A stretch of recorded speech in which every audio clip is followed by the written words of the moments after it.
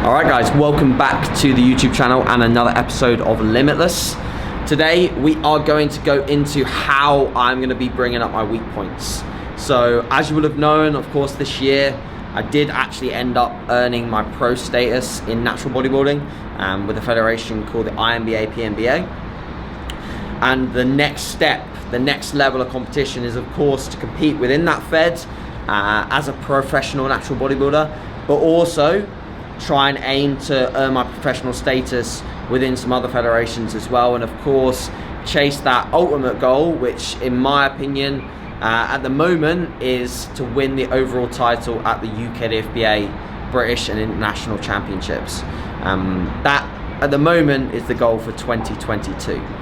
So with those goals in mind, I have to make sure that my physique represents that kind of look, and I am totally aware that there is a lot of work to do to be able to get there, and I am a long shot away from where I need to be right now in terms of muscularity, in terms of density.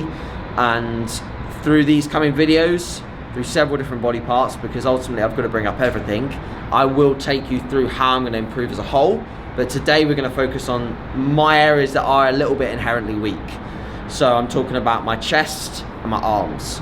Today is push, but we will be doing some arms in general, so we'll actually be doing some biceps with this session as well. I'll talk through a little bit in the actual workouts to how I am slotting in bicep work into pretty much every single session at the moment. So frequency on biceps is very, very high. And I will also talk about some execution cues and tips that I have taken from other people that actually have stronger areas in the areas I am weak. So for example, Kuba's pretty strong in his chest in terms of muscularity. He's also pretty strong in his arms. So I've learned a lot from training with Kuba in terms of those strong points that he does have. And equally, I think Kuba's maybe learned a bit from me in terms of my back. So, you know, we give and take from each other. It's good. And yeah, so that's basically what we're going to do today. Obviously, as we get into the session, I'll take you through the little intricacies. I am now coming into week 6. This is Saturday, so next week will be week 6 of my off season. I'm about 7 to 8 pounds up from my actual stage weight, and things are going very, very well in the gym at the moment. You'll notice in this session that I have been able to bring back some of the basics, some of the compound movements that I actually pulled out during prep because I lost stability and I lost basically the use of that exercise became a little diminished in comparison to what it is right now. So again, like I said, I'll talk you through when we get there. Hope you enjoy, and of course any questions on the session itself, just ask in the comment section. Cheers guys. So we're basically just talking in the car on the way here about how all of us here, so content creators, PTs, online coaches, like it is a little bit of a difficult scenario because obviously everyone back home has been massively negatively affected by COVID and lockdown and the limitations that we do have. But we were just saying how, you know, you earn the right to do, or I've earned the right to do these kind of things. Everyone's earned the right to do these kind of things, and it doesn't come without an element of massive risk. Like the way in which my lifestyle's changed, the way in which loads of lifestyles have to change in order to adapt to this kind of lifestyle is pretty significant. We're just about to have a road traffic accident. So I do think that the biggest things you can take home from this, obviously we're going to talk about weak points, but we're also going to talk about the fact that you can make the change yourself, and you've just got to be prepared to sort of sacrifice some things in your life, some social events, some friends, some people that might have to go in order for you to do these kind of things. So have a think about that, guys, if you're in a position where change is wanted or needed in your life. Last time we actually do have comparable numbers to go off, which is good because a lot of these sessions we've been either figuring our way out into what we're going to do, like movement wise, or just totally going off the cuff in a different gym. So we've pretty much got numbers for everything. The only thing I'm going to talk about actually is why I'm putting in a chest isolation, so a pec deck. I'm actually going to put that in second after my lateral.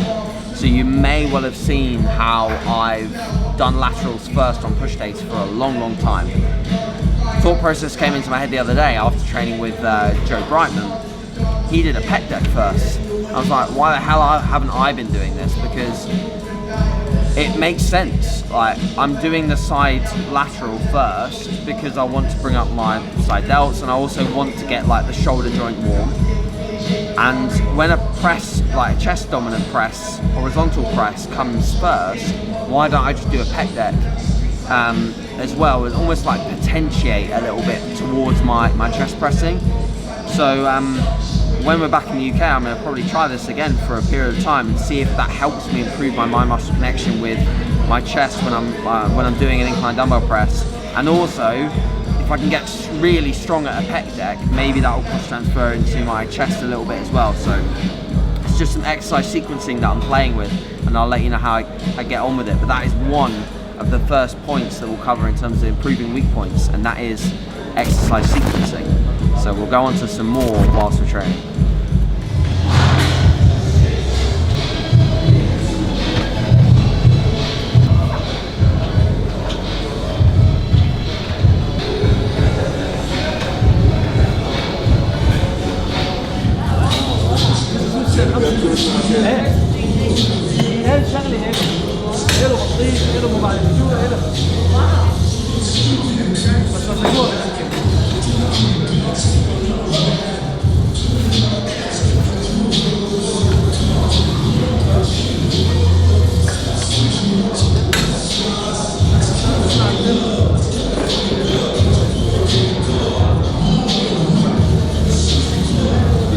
I've been seeing Brightman and a few of the other boys messing around with a stack on this, so I assumed that whatever I was using previously, provided that it was like a few notches away from that, was obviously just not good enough. So I think I'll up my game this week and test a little bit closer to the stack. So we'll see what I can do.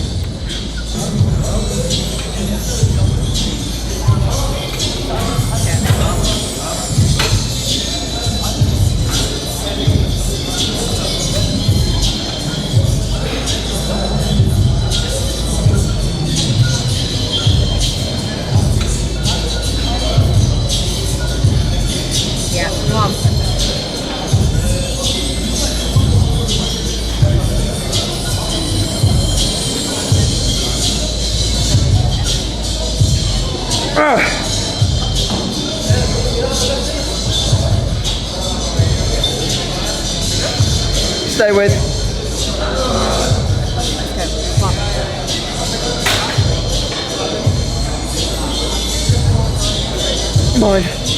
Mine.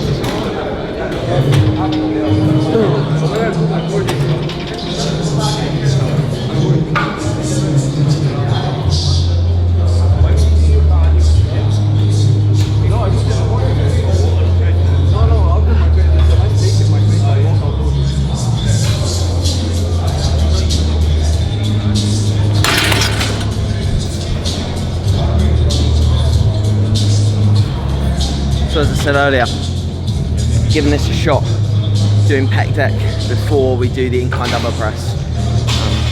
Not something I've done ever before really, and not something that I've typically seen in many programs, apart from, like I said, and I'll give credit, this is arguably Callum Raystrick's programming for Joe. So I'm gonna give this a shot, gonna steal it, run with it.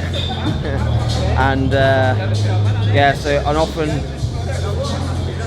poorly executed exercise, the pec deck, where you often see arguably people driving their hands together rather than their elbows. So we know that to get the pec fully short, all we have to do is bring our elbows across, our humerus into our midline, and that will get the pec short, so we don't need to take it any further than that. So with that being said, the whole cue is just to drive those elbows until they're at their closest point, and the hands won't take them any closer. So we just drive them together till we're at a straight line, contract hard, hold that contraction point, and then get it into as far the stretch as we can within our own sort of comfortable range without compromising a shoulder joint, etc. So we've just done one feeler set, and we'll do 2 working sets here, one a lower rep range, one in a higher. Come on, man, this is fucking... Next time I fucking do it.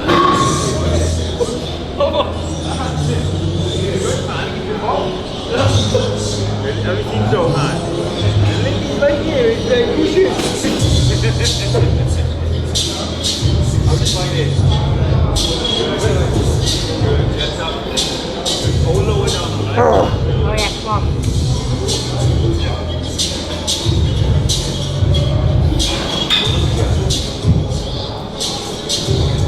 Good.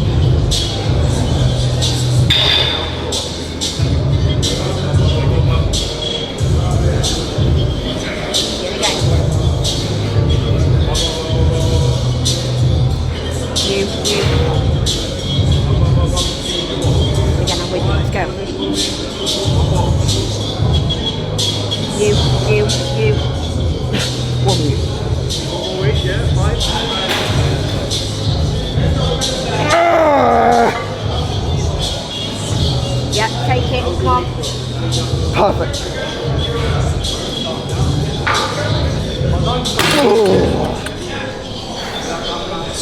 For me, that felt good.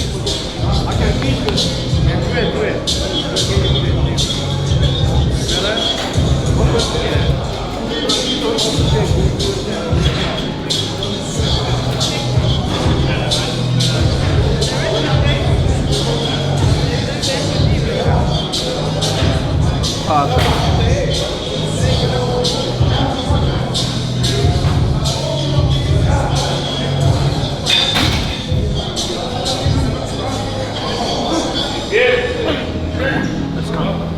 Rinse and count. Good, come on.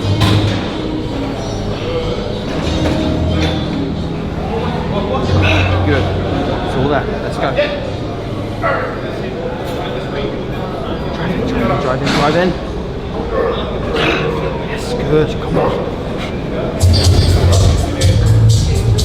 Elbows together. Elbows together. Yes. Yes. Here. Boom. Yeah, one more. Just like that. Barely touched it. Let's go. Get out of that hole. Get going, get going, get going. Come on.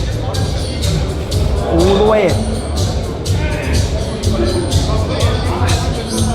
Top line. Good. Point number 2, execution. So a huge part in any body part growing is how you execute.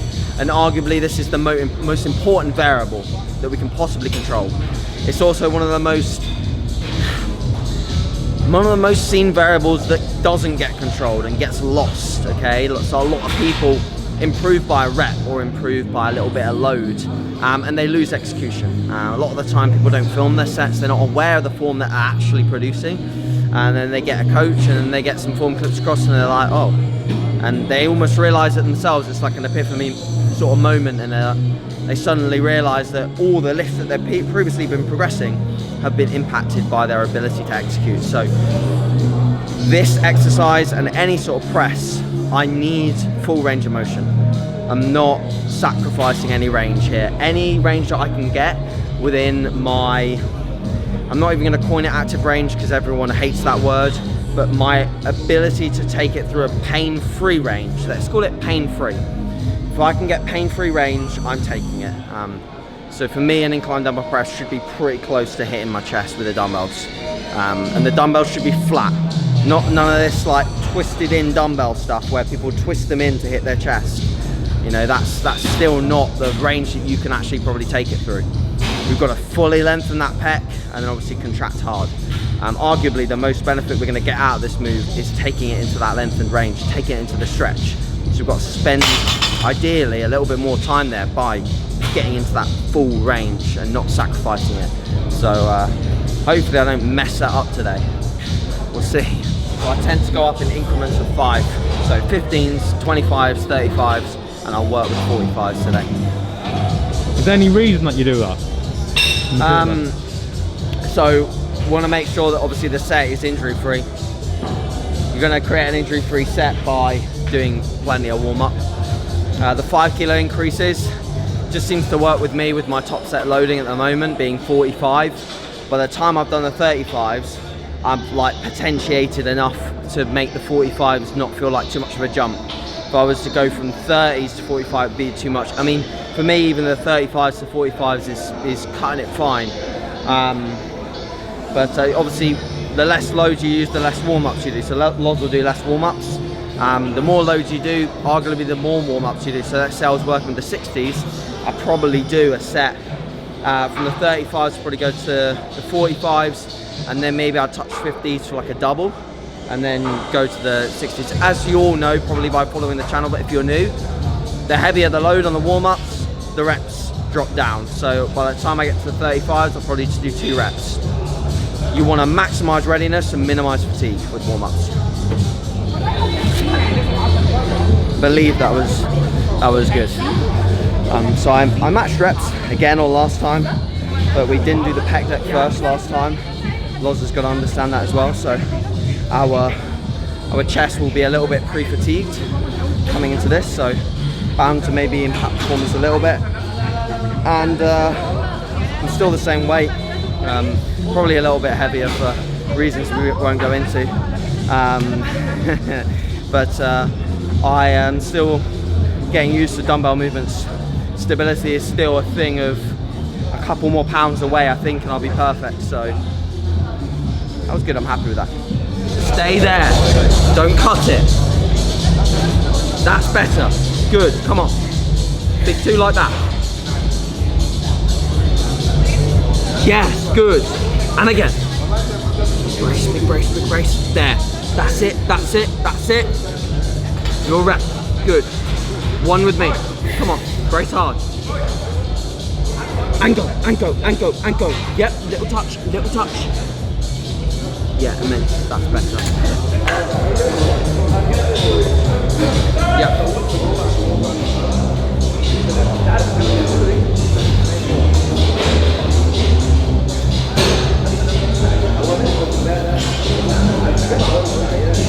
Good, come on.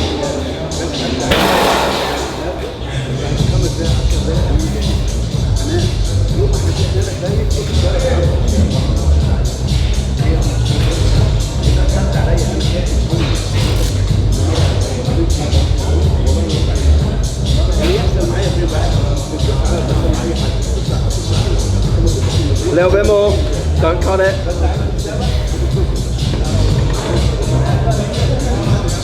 Yeah, good.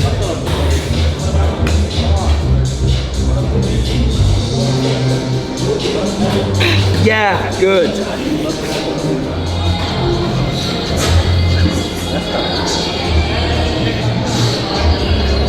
Good, yeah. That's it.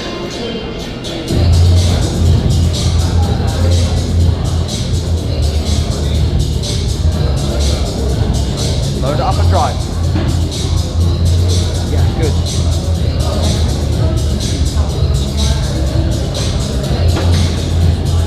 Good, come on.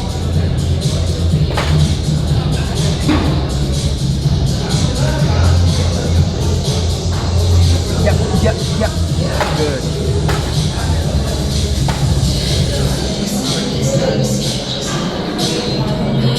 Drive.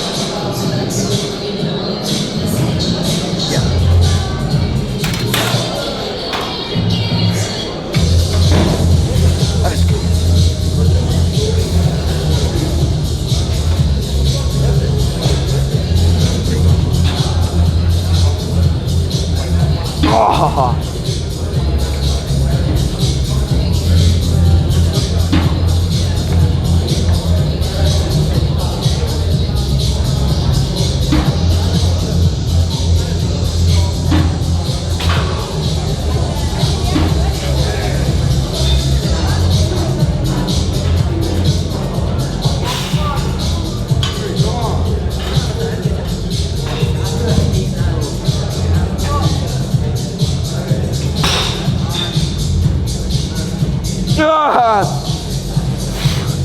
Motherfucker. Oh, that got hard out of nowhere. Jesus Christ. The first rep felt like a 1 rep max as well. It's another thing, like we used the Panatta one last time, but we have that first in our other rotation that we have here. So we tried this one out. It's nice, but predicting the loading on this is very hard, very hard. Doesn't feel like any other shoulder press I've really used. So, but it's nice, it's good. Ah, sorry. Just wanted to see the range.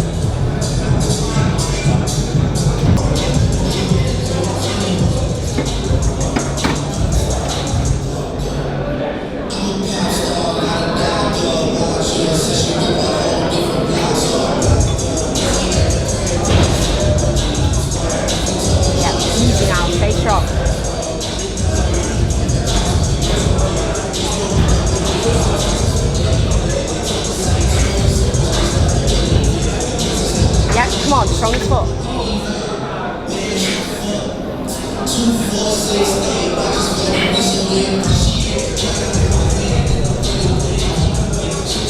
Ah! And again, let's go. Get him out. Oh, you.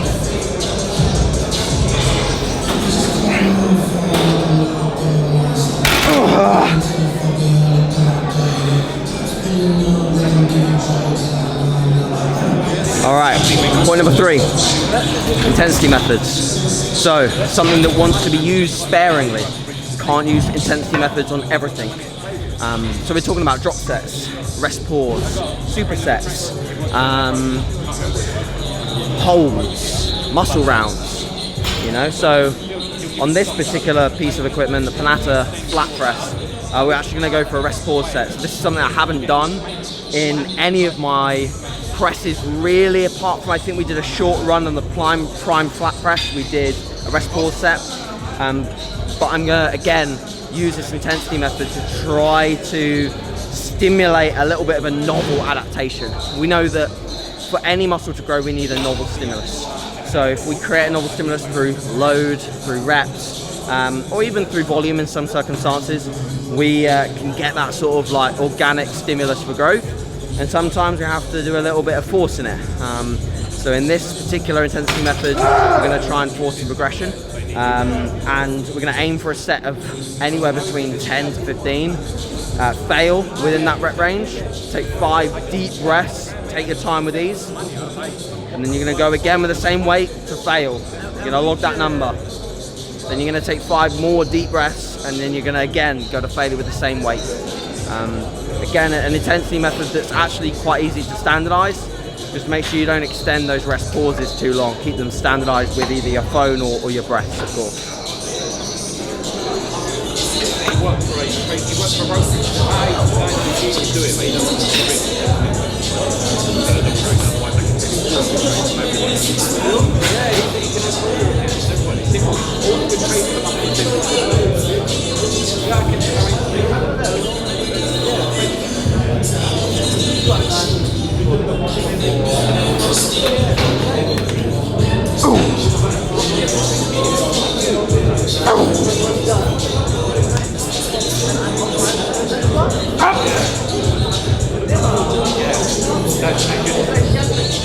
Yeah, he's taking smaller profit, but he's not taking big risks. Yes!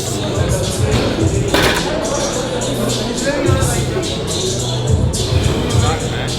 I've been doing it 5 years, haven't I? How come it's not working for me?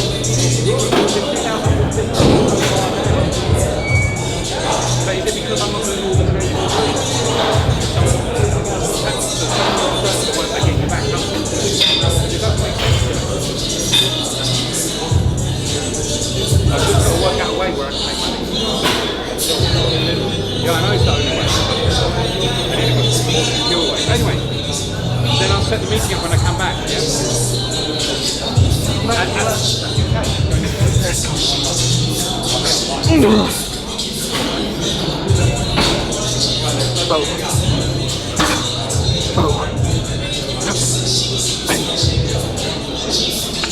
Oh.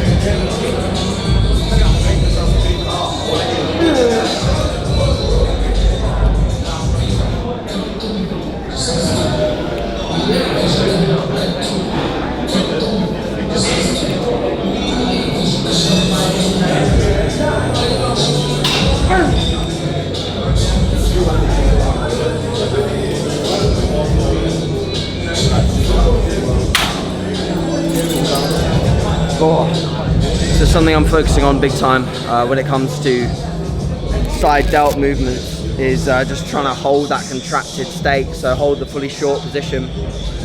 Something that will reduce down your reps, but bring the muscle to actual failure quicker. So you're not starting to use other auxiliary muscle groups to try and take you further into the logbook. So yeah, just again, reassessing and trying to find little bits that I can tweak and improve with this area of training and specifically.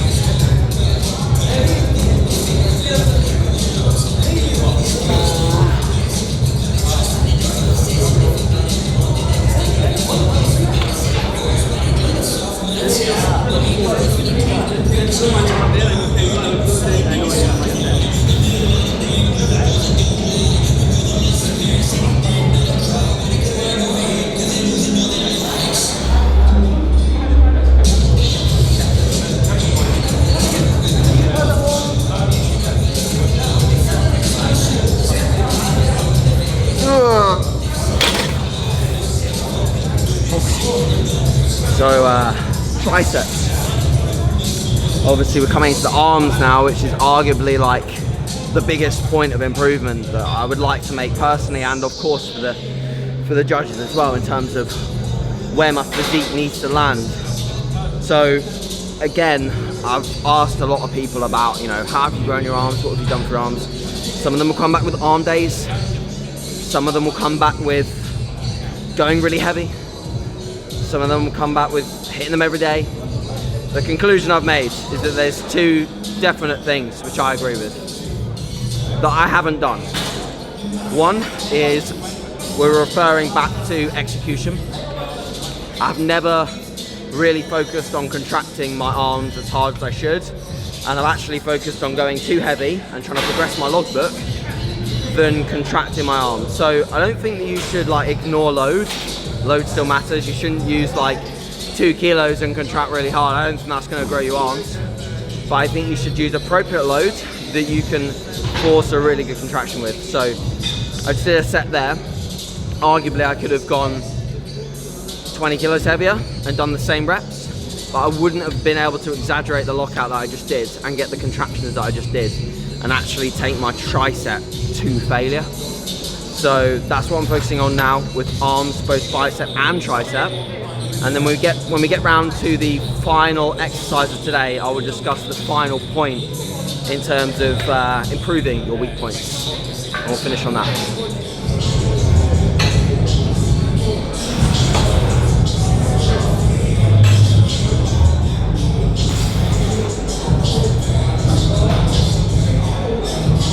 Oh.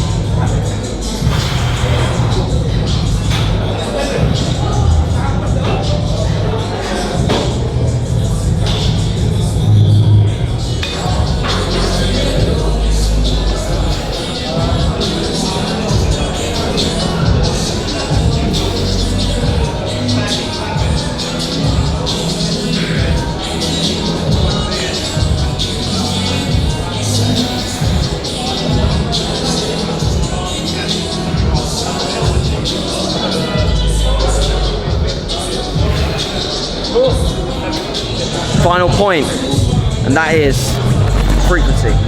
So my arms again need a little bit more than everything else. So frequency, provided the execution And of course, little other things like we've mentioned, intensity methods, etc., are all present. Mainly execution, arguably, as long as execution is present, we will be able to benefit from the added frequency that we can throw at a body part. So for me, it's very simple. I'm curling every training day. Every single training day, I will do a curl.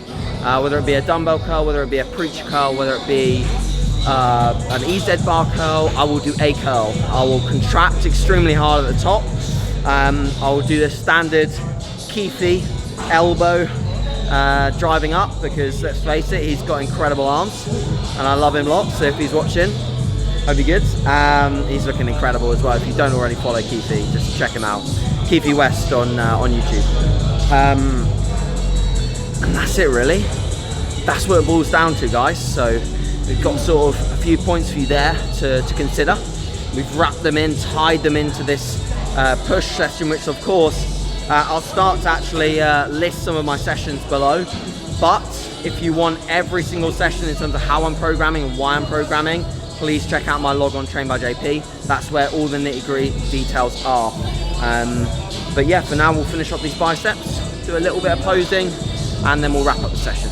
All right, we are wrapping up. Push. It was a good session, wasn't it? Yeah, it's good. So we did obviously the incline dumbbell press as our main movement today. I think both of us pretty much matched our numbers on last time, but with slightly better execution, and we arguably had a day that wasn't perfectly fit for a bodybuilder yesterday. We did about 25,000 steps. You know, we're trying to balance it a little bit whilst we're here. Let's face it, balance isn't really a thing when you're chasing extreme goals. So we both, you know, want to turn pro. I mean, obviously I've already got a pro card, but I want a specific pro card. Loz wants a specific pro card. Very hard to attain. And it really does mean that balance isn't really a huge thing when it comes to our days. We can't be overly balanced. We've got certain things that we need to tick off. And when a variable like that goes astray, it's very rare, like super rare. So yesterday was just enjoy Dubai day, so to speak. We're not going to be here forever, so I think we've got probably about 6 sessions left before we leave, but we're both very excited to get back, aren't we? Yeah. And don't get me wrong, like, we love it here, but it's I think it would be a place for us to come at this time of year, most years, switch off from the year, sort of recap, have a little bit of brainstorming time with the 4-hour time difference in the morning where no one WhatsApps me. It's amazing. And just generally spend some time together and stuff. So we'll definitely be back, but we do miss Ultraflex, brother. The best gym, not in the UK, but in the world. So yeah, guys, thanks for watching. Hopefully you can improve your weak points too now, and we will catch you in the next Upshift Limitless episode in a bit.